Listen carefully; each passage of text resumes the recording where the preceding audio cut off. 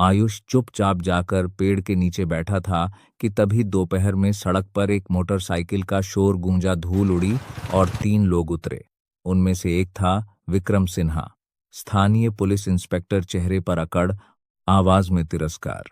उसने ठेले के पास जाकर एक सेब उठाया, बिना पूछे काट लिया।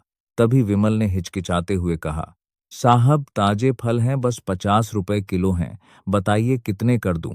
विक्रम हंसते हुए बोला, कितना? विमल ने झुककर कहा, 50 रुपए किलो साहब। विक्रम के साथ खड़े 2 लोग ठठाकर हंस पड़े। विक्रम बोला, 50 रुपए? तेरे जैसे ठेले वाले की इतनी हिम्मत? उसने ठेले को अपनी What do you हथेली take से me for? पलट दिया। Sir, सारे फल please. सड़क पर It was बिखर just a गए। small लोग gesture. देखते रहे, कोई कुछ नहीं बोला। विमल के हाथ कांप गए, उसकी आंखों में आंसू थे, पर आवाज गले में ही अटक गई। विक्रम ने उसकी शर्ट का कॉलर पकड़ा और कहा, कल से यहां मत दिखना, समझा? और मोटरसाइकिल स्टार्ट करके चला गया। वहीं कोने में खड़ा आयुष सब देख रहा था। उसके छोटे से दिल में कुछ टूट गया। उसके लिए यह सिर्फ ठेला नहीं गिरा था, बल्कि उसके पिता की इज्जत, उसकी मासूम दुनिया की नींव गिर चुकी थी। विमल ने अपने कांपते हाथों से फलों को उठाकर फिर से एक एक कर संजोया। उसके हाथों की रेखाएं बताती थीं कि उसने जीवन भर हाथों का काम किया है, कभी खेत, कभी ढुलाई, कभी छोटा मोटा काम। पर उसके होठों पर इस बार मुस्कान नहीं थी, सिर्फ एक आह थी जो भीतर कहीं दम तोड़ चुकी थी। एक पिता अपने बेटे से कहना तो बहुत कुछ चाहता था, पर आज जो सब उसके सामने हुआ, इसके कारण वह आयुष की तरफ देख भी नहीं पा रहा था। शर्म ने आंखें नीचे झुकी हुई बस बोल रहा था कि हे ईश्वर, ये सब आज ही होना था क्या? इधर आयुष की आंखें गुस्से से लाल थी और अपने आंसुओं को रोक नहीं पा रहा था। शाम हुई और दोनों घर आए। आयुष बिना कुछ कहे अपने कमरे में जाकर लेट गया। विमल सामान रखकर आया तो उसने देखा कि आयुष ने अपने कमरे की लाइट बंद कर दी है। परंपरागत पितृत्व की मजबूरी थी। वो भीतर जाकर आयुष को जगाने गया, पर न छू पाया, बिना स्पर्श के ही बाहर आ गया। उसने बाहर आकर खाना खाने की कोशिश की, परंतु गले से एक भी निवाला नहीं उतरा और कुर्सी पर बैठ ही सो गया। जब उसकी आंख खोली तो सुबह के 5 बजे हुए थे। वह उठा और आयुष के लिए नाश्ता और टिफिन लगाकर चला गया। आयुष भी थोड़ी देर में उठ गया और तैयार हुआ और टिफिन लेकर स्कूल चला गया। कई दिनों तक ऐसा ही चलता रहा और कई शामें बिना बात के कटती रहीं। बातचीत खत्म हो गई थी, पर उन दिनों में आयुष ने चुपचाप अपनी दुनिया में कुछ फैसला किया। उसने सरकारी स्कूल की परीक्षा दी, क्योंकि पिता की कमाई में ढेर सारा बदलाव लाना असंभव था।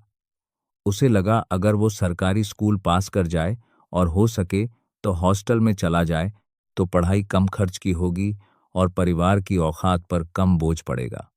और फिर वह दिन आया जब विमल के कमरे की मेज पर एक कागज पड़ा था। बड़े क्लैरे लिखे अक्षरों में, माय डियर फादर, आप दुनिया के सबसे अच्छे पापा हैं। मैंने गवर्नमेंट स्कूल का एंट्रेंस पास कर लिया है। मैं चला जा रहा हूं। मैं तब तक वापस नहीं आऊंगा जब तक मैं एक अच्छा बेटा बनकर आपकी आंखों में नजर न आ जाऊं। विमल ने वह कागज पढ़ते हुए रोया। पलटा, पीछे कोई पता नहीं था, कोई पता नहीं, कोई संदेश नहीं, सिर्फ एक बच्चे की उम्मीद और उनके पिता का नाम। और फिर वह दिन आया, आयुष चला गया। विमल का दिल चाक चाक हो गया, पर उसने किसी को कुछ नहीं बताया। उसने पापा की तरह चुप्पी अपनाई।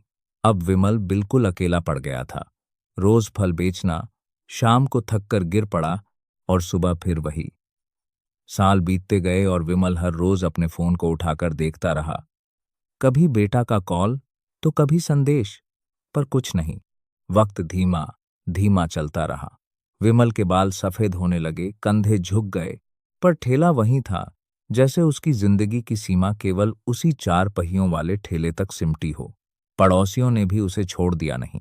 कभी किसी ने खाना दे दिया, कभी कोई बची हुई सब्जियां, पर विमल ने हर दिन के हिसाब से बचत की पेपर पर एक एक पैसे की गिनती। किसी ने सोचा भी नहीं कि वह पैसे इकट्ठा कर रहा है। हर एक रुपया उसका बेटा बनकर जी रहा था। हर नोट उसके बेटे के भविष्य का बीज था। दूसरी ओर आयुष, वो बांचा हुआ बचपन, अब बड़ा हो गया। सरकारी स्कूल के दिनों में उसने रात दिन पढ़ाई की। हॉस्टल की तंग शामों में उसने सर्द हवा में भी कोट नहीं खरीदा। वो बची हुई फीस भी जमा कर रहा था।